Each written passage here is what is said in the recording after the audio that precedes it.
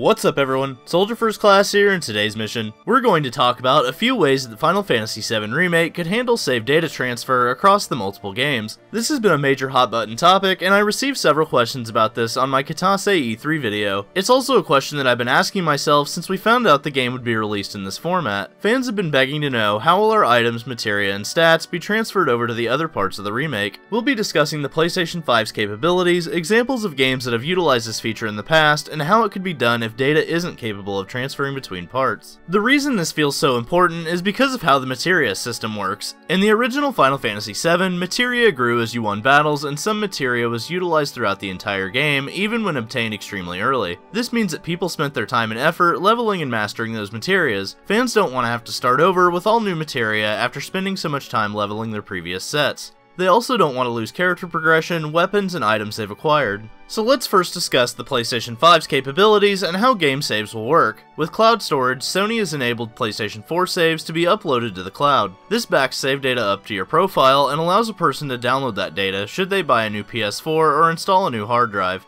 There's good news for people that want data transfer, as the PS5 has a very interesting feature. Sony CEO Jim Ryan revealed in an interview last month that the PS5 would allow gamers to transfer their PS4 save data onto the new console when it releases. But there's also something interesting about how Sony has handled cross-generational game saves before. The MLB The Show series utilizes uploading save data to the future installments of the game in a feature known as year-to-year saves. This allows players to continue their franchise and career modes from the previous year. This also applied when transferring data from the PS3 to the PS4 for year-to-year saves. The PS3 copy of MLB The Show 14 allowed players to transfer that data to the PS4 copy of the MLB The Show 15. This meant that cross-generational save data was compatible. With save data being capable of cross-generational transfer to the PS5, this year-to-year saves feature will likely continue once MLB The Show begins launching on PS5. While there's no guarantee that this feature will work in the remake's favor, it does give us some hope that the data transfer between parts is a real possibility. And that brings me to my second point. There's also more history of games that have utilized save data transfer between games.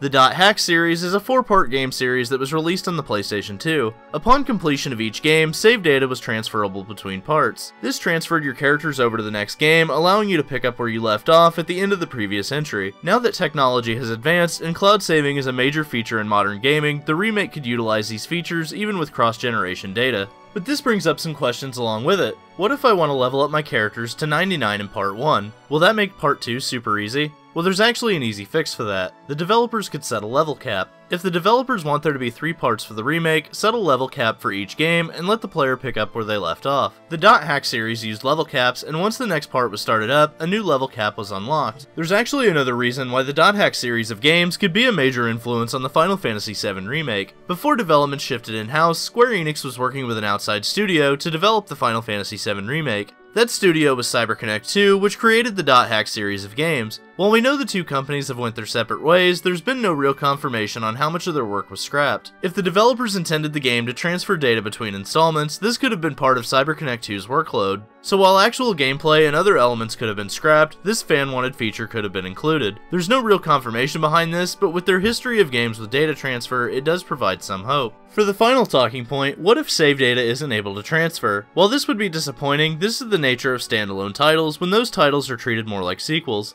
The Kingdom Hearts series is a good example of this. While Sora's story is continued in each installment, levels, weapons, and abilities are not. While some of these things do make the cut, Sora begins at level 1 in each installment. This gives the player the feeling of starting over, but really only in level alone. In each part of the story, Sora grows and learns new abilities, but still feels strong enough to keep up. It didn't really break the immersion any, but still didn't carry over everything you earned in previous entries. If playing Part 2 and Cloud is level 1 again, the developers could still make him feel as if he was level 99 in Midgar. It would obviously still say he's level 1, but in actual power, he would be an adjusted equivalent. This still gives the player a feeling of continued progression, while also not making them feel as if they wasted their time. Final Fantasy XIII also utilized this method, but character progression wasn't a major concern between installments. However, this also brings up the question of materia. How will materia be handled if data doesn't transfer? Will you start Part 2 with a full set of mastered materia from Part 1? Or maybe even a leveled equivalent? Overall, I understand the concern about save data transfer and do see ways it could be possible, but I also understand why it might not make the cut or won't be an option. Square Enix is developing each installment as a standalone game, and that means save data may not transfer. While CyberConnect 2 was able to do this on the PS2, that was also 2 generations ago, and game design is much larger and more difficult than ever before. Only time will tell if this will be a feature, but it's one I'm definitely going to be keeping tabs on. So what do you think, soldiers? How important is save data transfer to you?